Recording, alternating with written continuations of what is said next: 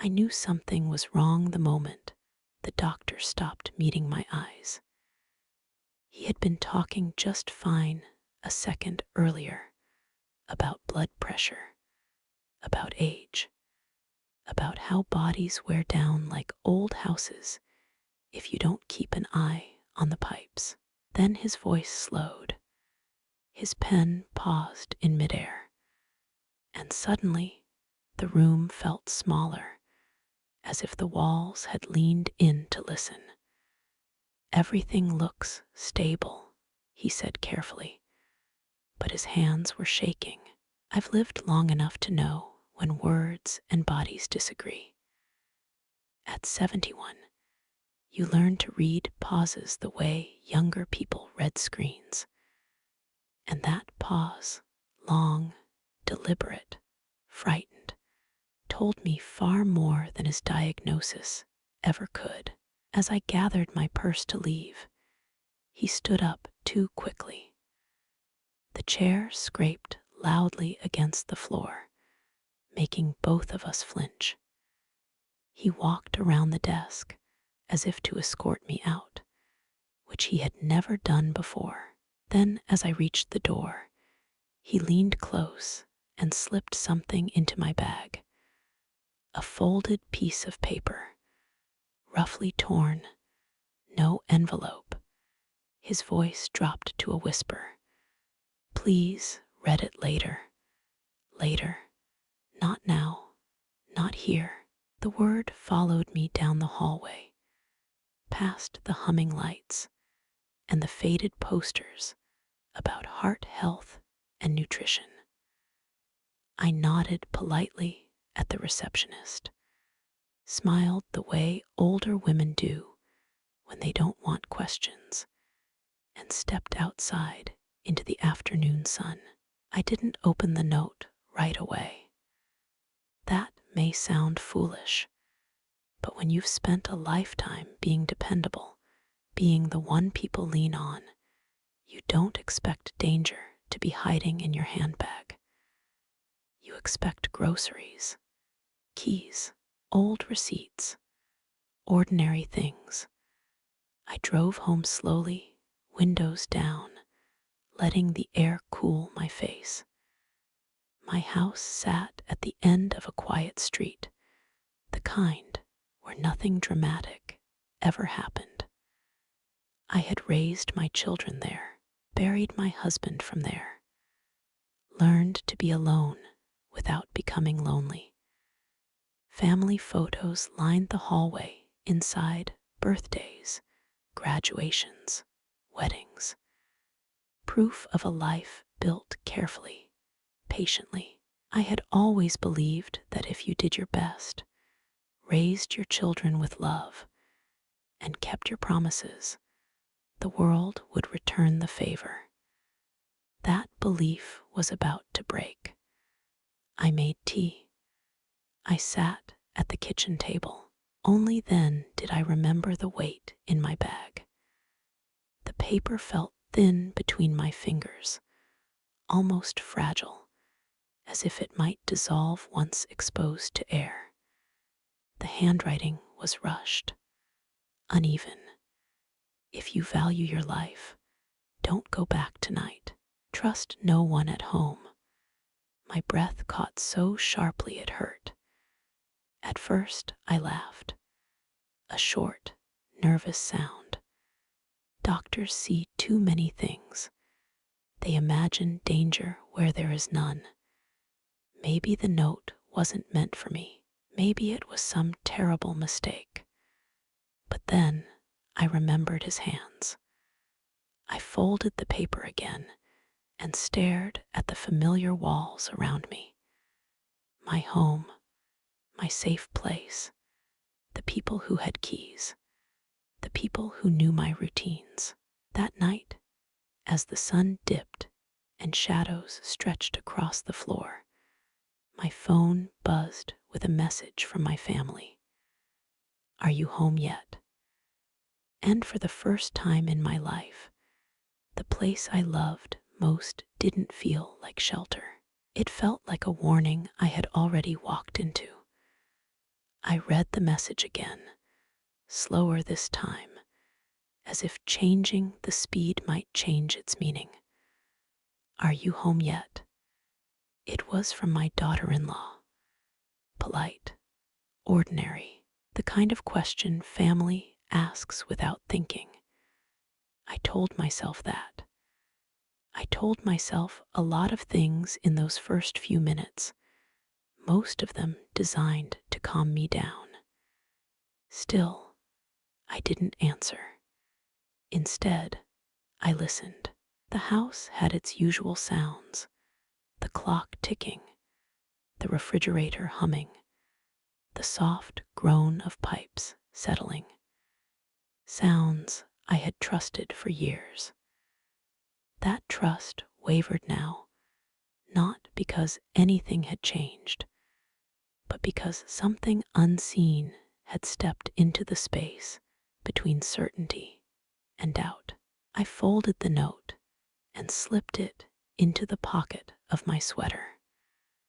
My hands were steady, but my chest felt tight, like I'd swallowed something sharp. You don't expect danger to come from the people who tuck blankets around you when you're sick. You expect it from strangers, from the outside world, from places you don't belong. Family is supposed to be the opposite. I poured my tea down the sink, untouched. The steam rose and disappeared, and I watched it like it had answers. Trust no one at home. The words echoed differently now that I was sitting there, surrounded by familiar furniture and old memories. I thought of the spare key I had given them years ago, thought of how easily my routines could be predicted, what time I ate, when I locked the door, how early I went to bed. I finally replied to the message with a lie so small it almost felt harmless. Still at the clinic, running late. 3 dots appeared almost instantly, then disappeared, then reappeared. Okay, let us know, let us. I stood and walked through the house slowly, not searching, just noticing. The back door was locked. The windows were latched. Nothing looked disturbed. And yet, the air felt different, like it does before a storm that hasn't decided whether to break. I remembered something the doctor had said months earlier during a routine checkup. If something feels off, don't ignore it just because you can't explain it. At the time, I'd laughed. Now, that sentence felt heavier than the note in my pocket. I took my coat from the hook and slipped my purse over my shoulder. I didn't know where I was going yet. I only knew I couldn't stay still. Stillness suddenly felt like surrender.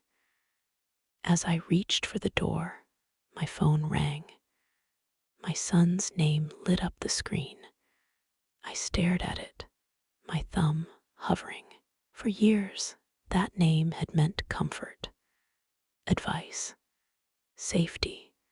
I answered on the third ring. Hello, Mom, he said, his voice warm, practiced. Just checking in.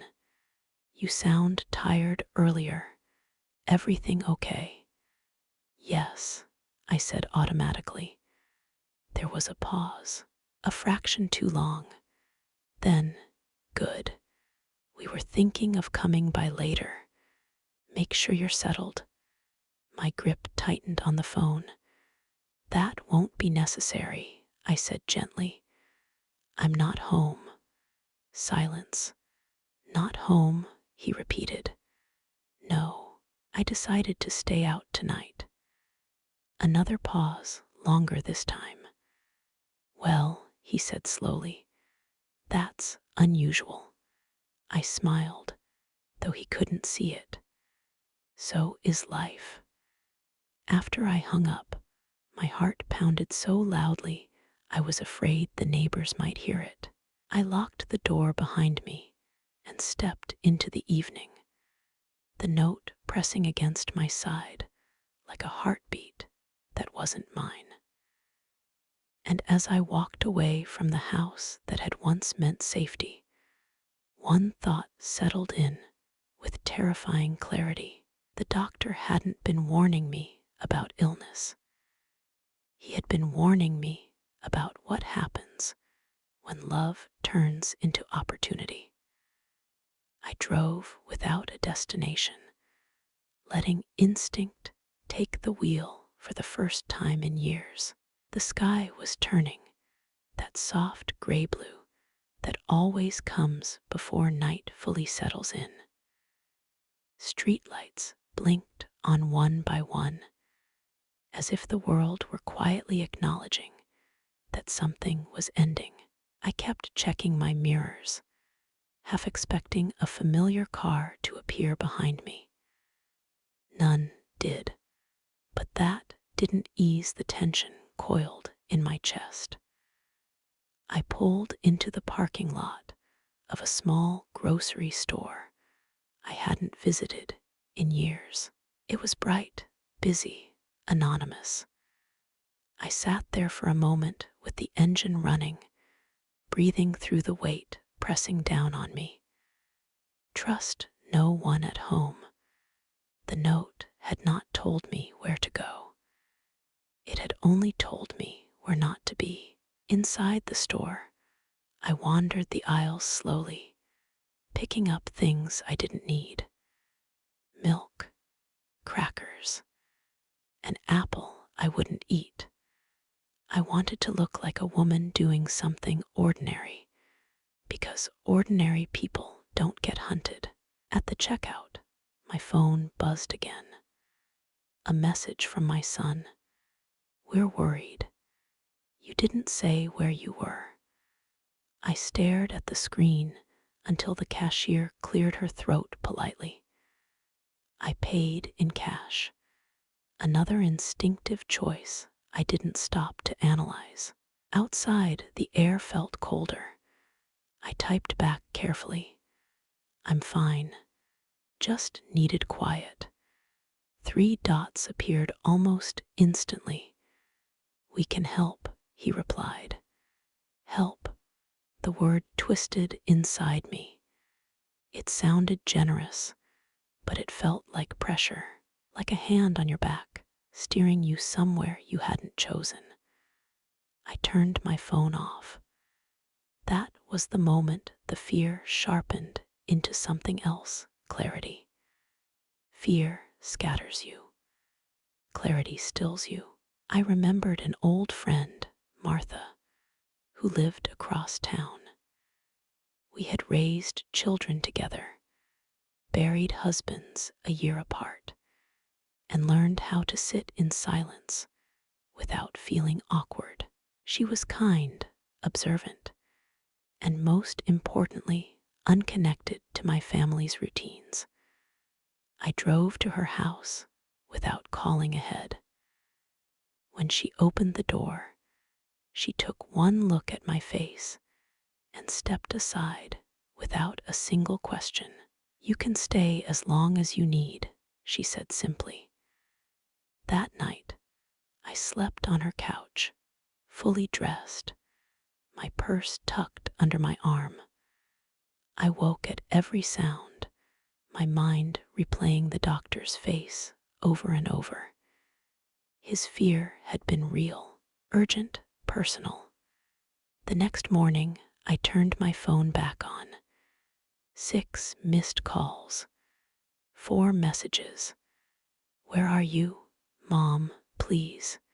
This isn't funny. We're coming to check on you." My stomach dropped. I hadn't told anyone where I was. Not my son, not his wife, not even the neighbor who usually noticed everything. Yet they were already looking. I showed Martha the messages. She didn't panic. She didn't dismiss them either. "Why would your doctor warn you?" she asked. I shook my head. "I don't know. He didn't explain." "Then that's what we find out," she said. "The clinic opened at 9. We arrived 10 minutes early.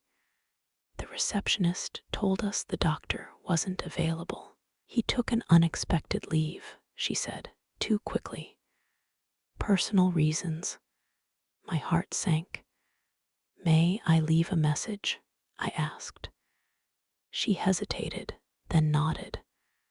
I wrote one sentence on a piece of paper and slid it across the counter. "You warned me." I listened. "Please tell me why." As we walked back to the car, a cold understanding settled over me. The warning hadn't been a guess.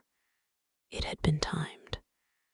And whatever the doctor knew had frightened him enough to disappear, right after trying to save my life. By the time we reached Martha's driveway again, my hands were trembling.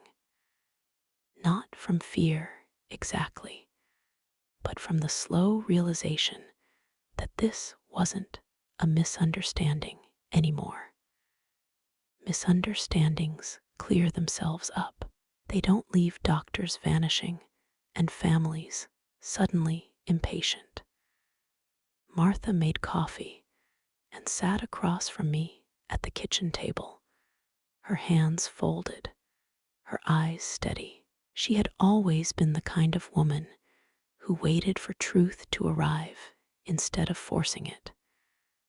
"Tell me everything," she said. So I did.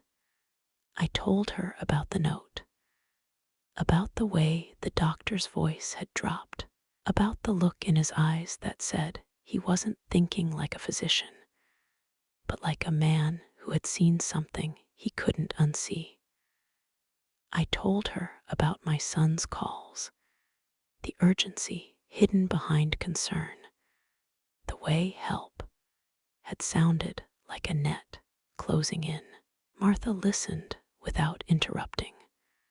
When I finished, she leaned back and exhaled slowly. "This isn't about your health," she said. "It's about control." The word landed hard.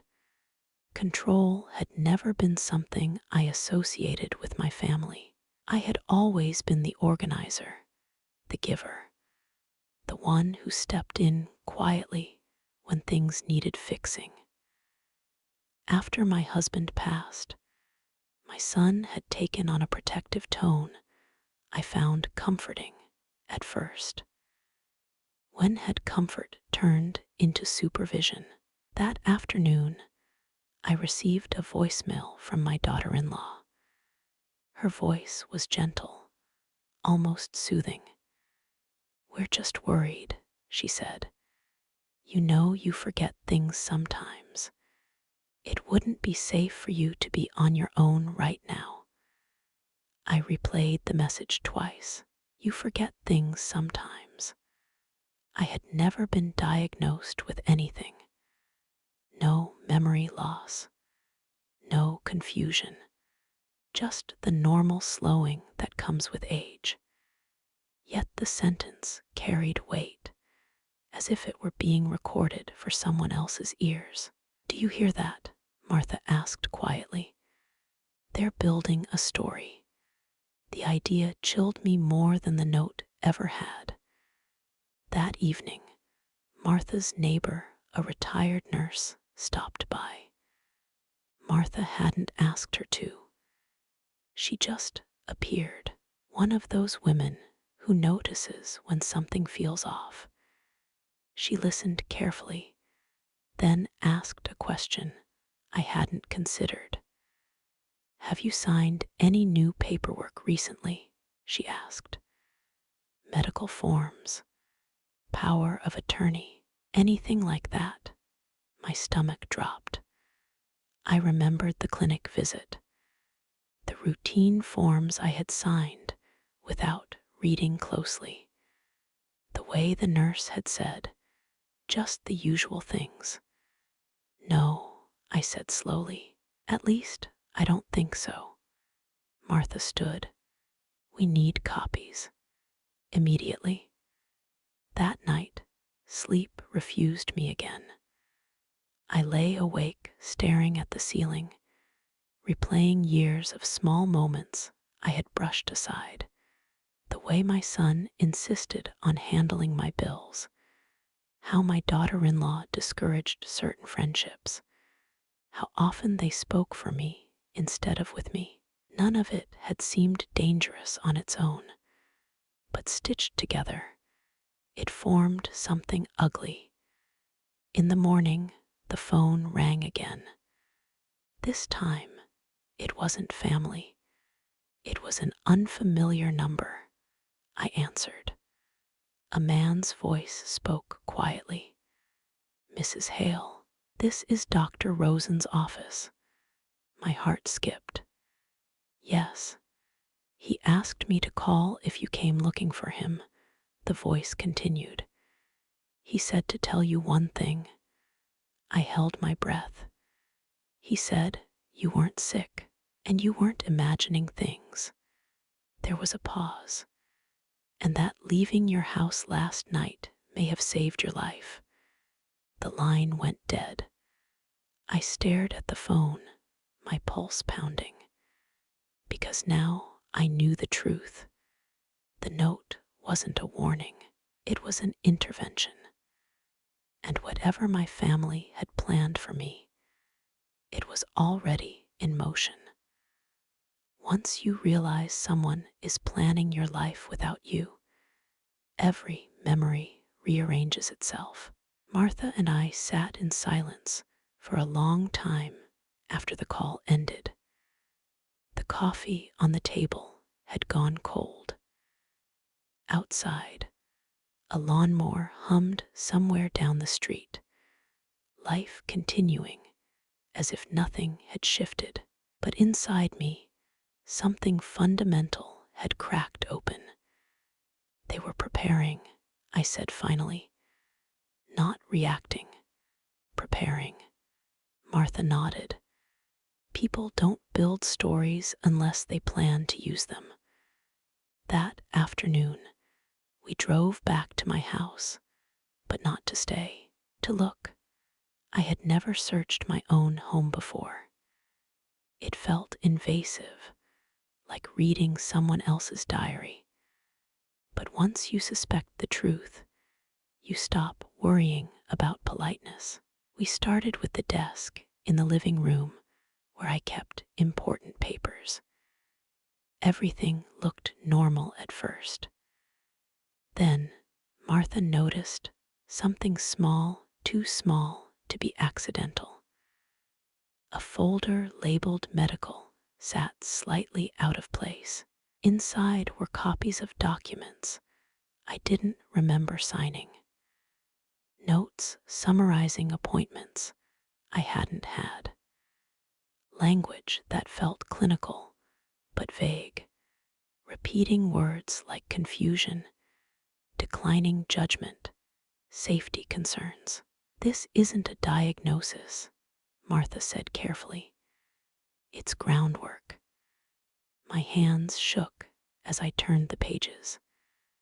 At the back of the folder was a form that made my stomach drop, a preliminary request for assisted living evaluation, not submitted yet, just ready.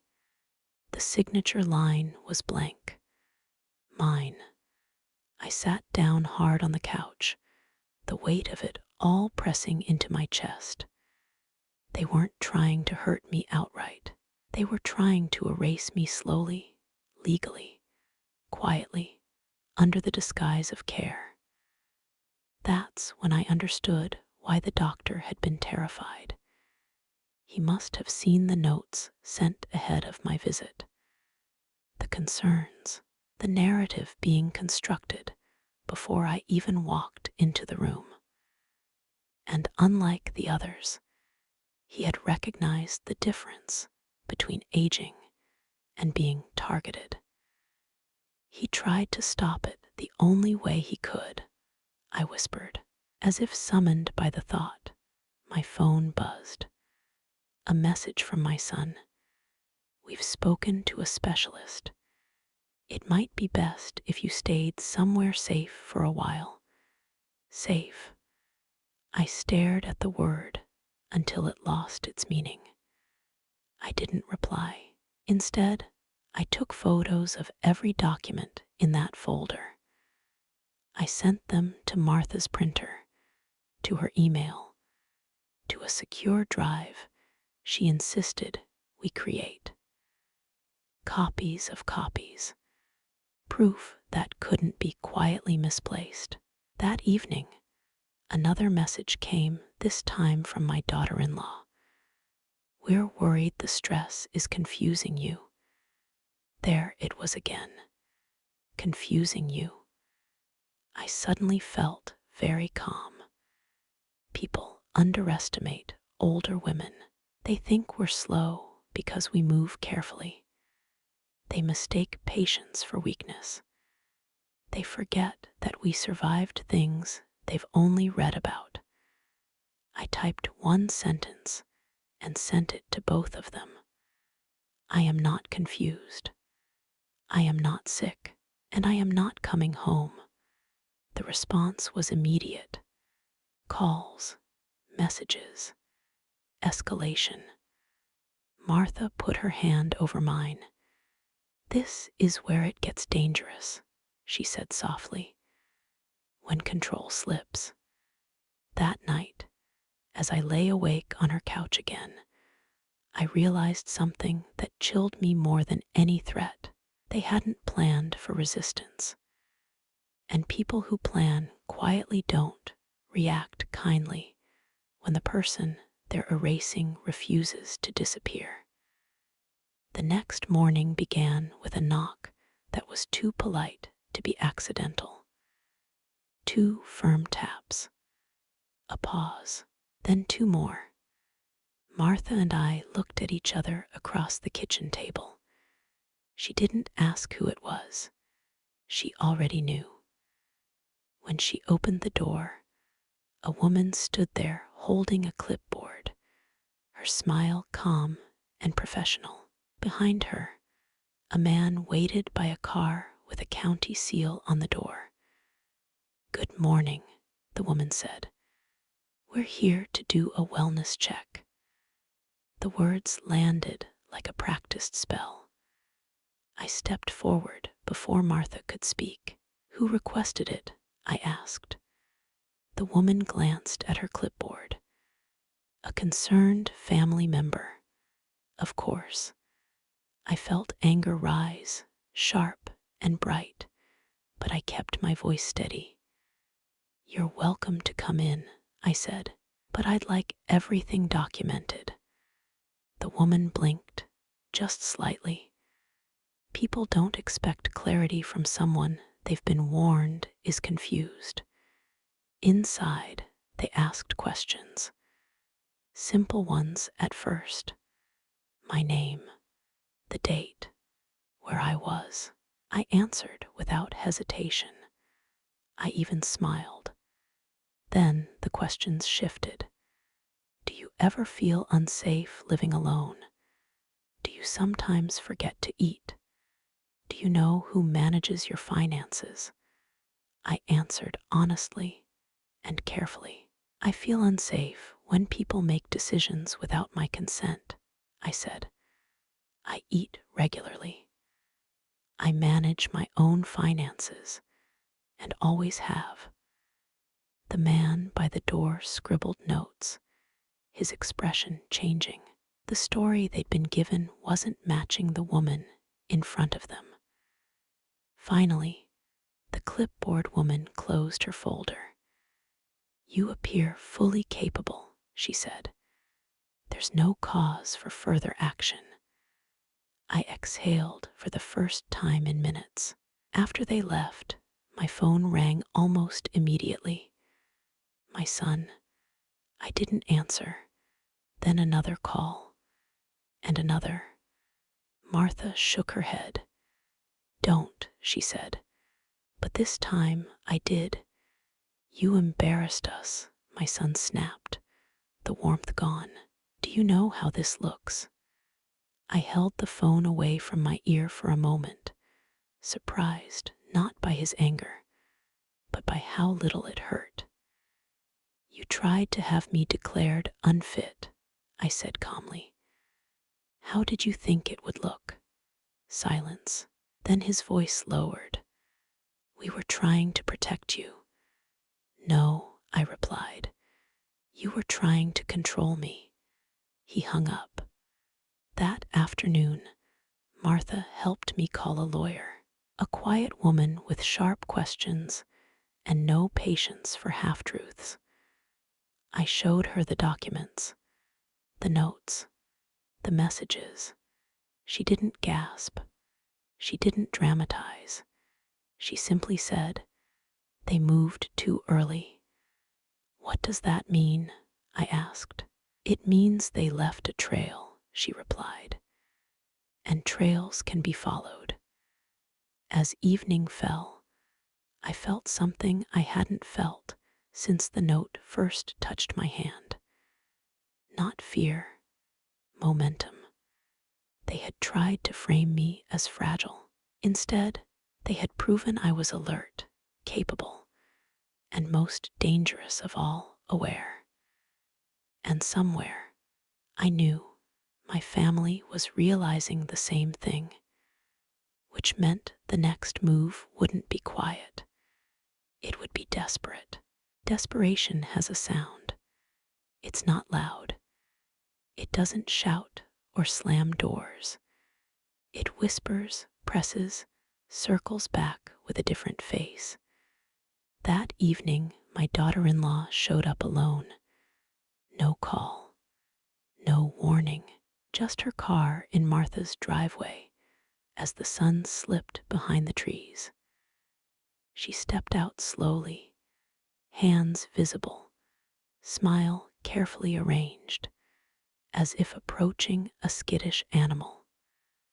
I just want to talk, she said through the screen door. Martha looked at me. I nodded once. We let her in. She sat on the edge of the chair, smoothing her skirt, eyes darting around the room like she was measuring exits. The confidence she usually carried was gone. In its place was something thinner, sharper. You scared people today, she said softly. I folded my hands in my lap. I was checked. I passed. She forced a small laugh. That doesn't mean there isn't still concern. Concern from whom? I asked. She hesitated, just a breath too long. From people who love you. I leaned forward slightly. Then, why does love look like paperwork and strangers at the door? Her jaw tightened. You don't understand how serious this is, she said. If you don't cooperate, things could get complicated. Martha spoke for the first time. Are you threatening her? My daughter-in-law's eyes flicked toward her, irritation flashing before she smoothed it away. I'm being realistic. I felt something settle inside me then, a calm I hadn't known was possible. Let me be realistic too, I said. I have copies of everything. The documents, the messages, the attempt to question my capacity. If anything happens to me, they won't disappear. Her smile finally cracked. You wouldn't, she said. I already did, I replied. Silence filled the room, heavy and final. She stood abruptly. You're making a mistake, she said, grabbing her purse. Families don't survive things like this. I looked at her steadily. Families don't survive lies either. She left without another word. That night, my lawyer called. They've contacted my office, she said. They want to negotiate. Negotiate what? I asked. Access, she replied. Control. A way to step back without consequences. I laughed softly, the sound surprising even me. It's too late for that, I said. When the call ended, I sat by the window and watched the streetlights glow on. Somewhere, my son was realizing the version of me he had relied on. The quiet one, the accommodating one, no longer existed.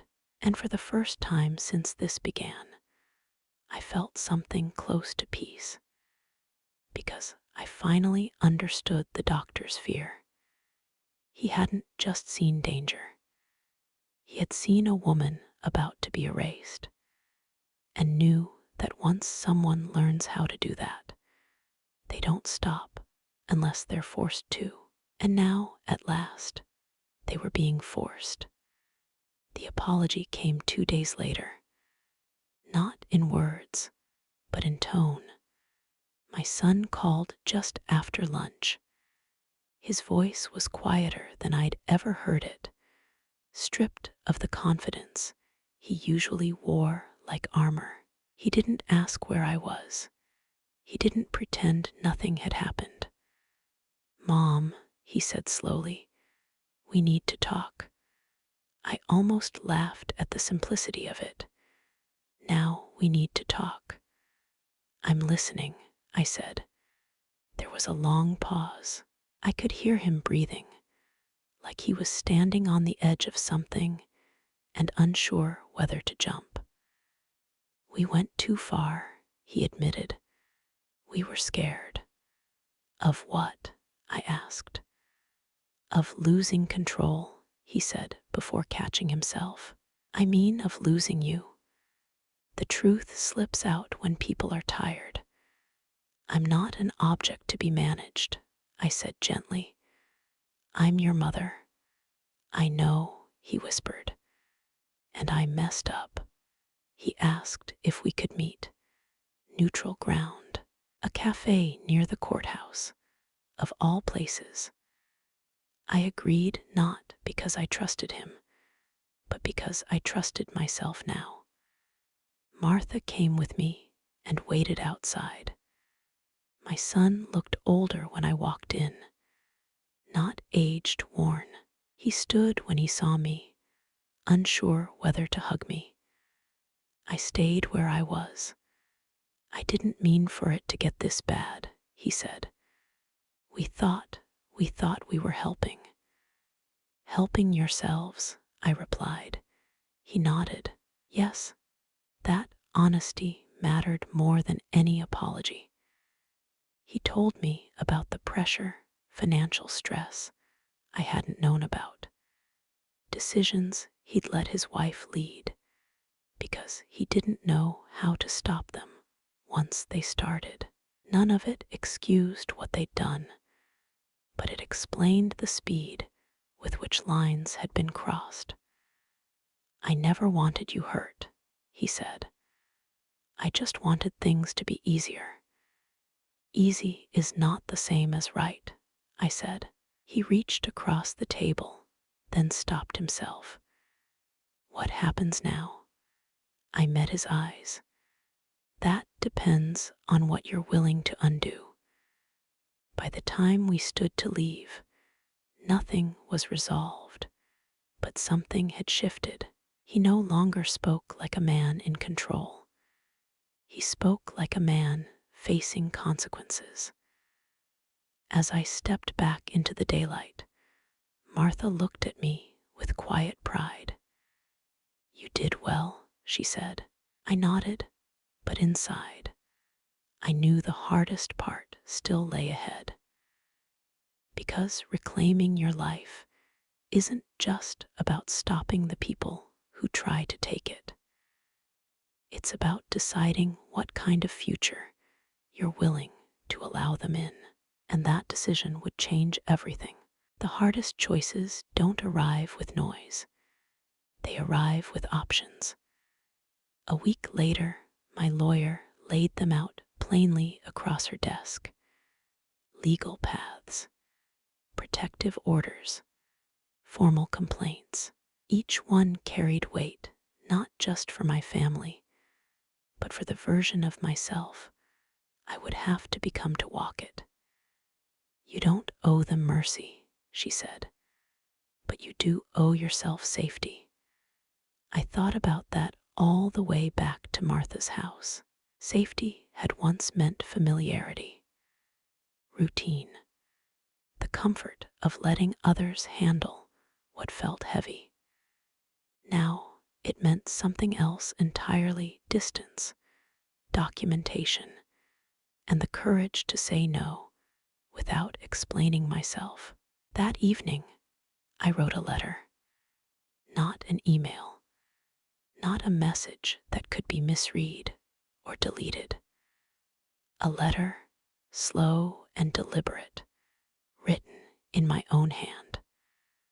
I told my son that I would be reclaiming full control of my medical decisions, finances, and living arrangements.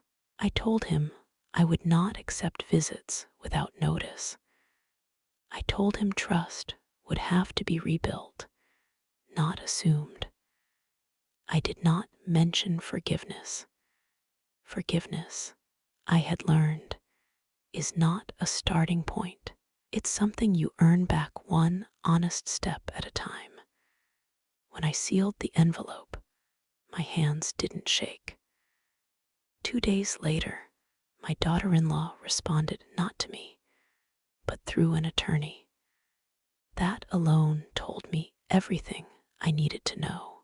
They were no longer trying to help. They were trying to contain damage. The lawyer confirmed it later. They're backing off, she said, because they realize you're prepared.